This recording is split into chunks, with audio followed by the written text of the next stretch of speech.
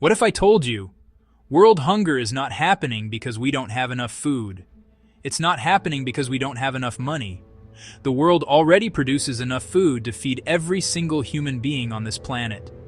Yet millions of people go to bed starving. Children die from malnutrition. Entire regions live in permanent scarcity. So the real question is not, why is there hunger? The real question is, why hasn't it been eliminated? Why haven't the richest, most powerful countries on Earth solved it? Is it incompetence? Is it corruption? Or is the answer far more uncomfortable? Today, we're not talking about conspiracy theories. We're talking about incentives. Because if you understand incentives, you understand power. And if you understand power, you understand why hunger still exists. Let's begin. The first myth we need to destroy is the myth of scarcity. The planet produces more than enough calories to feed the global population. Every year, massive amounts of food are wasted in wealthy nations. Supermarkets throw it away. Restaurants throw it away. Consumers throw it away. So hunger is not a production problem, it's a distribution problem. Food does not go where it is needed most. It goes where it is profitable. That is how the global system is designed. The system is not built to maximize compassion.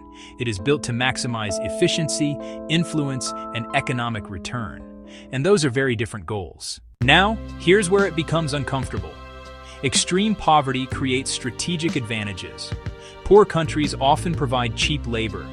They export raw materials. They depend on foreign loans. They rely on external investment. They depend on imported food. And when a nation depends on you, you have leverage. Dependency creates influence. Influence creates power. If a developing country suddenly became fully food secure, energy secure, and economically independent, its bargaining power would increase dramatically. It could negotiate differently.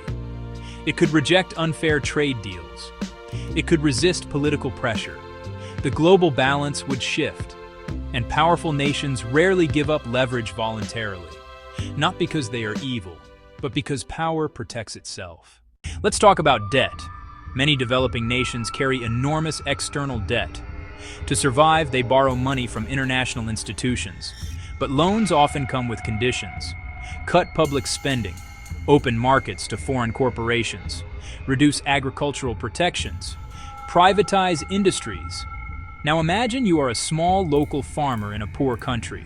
Suddenly you must compete with heavily subsidized agricultural products from wealthy nations. You cannot win that competition. Local agriculture collapses. The country begins importing food. Food dependency increases. And dependency is profitable. Again, this is not about secret villains. It is about incentives. Systems follow incentives. But let's be honest. The problem is not one-sided. Corruption exists inside many developing nations. Money from aid sometimes disappears. Infrastructure projects remain unfinished. Political instability destroys long-term progress. Weak institutions make investment risky. So even when resources are available, they do not always translate into real development. Hunger is complex. It is economic. It is political. It is institutional. It is global, and complexity makes accountability harder. Now let's examine foreign aid. It sounds simple. Send food, send money, solve the problem. But reality is more complicated.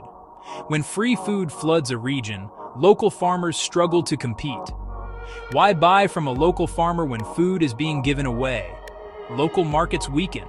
Long-term self-sufficiency declines. Aid can save lives in emergencies. But over time, it can unintentionally reinforce dependency. Real development requires something much harder.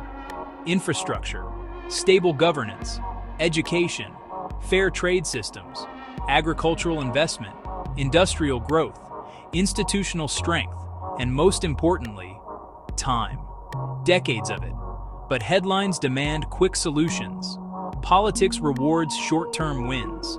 And corporations reward short-term profits. So hunger becomes managed, not eliminated. Here is the uncomfortable truth. Do powerful countries wake up planning to keep people starving? No. But do they prioritize eliminating global hunger above protecting national interests? History suggests they do not. Governments act in national interest first. Corporations act in shareholder interest first.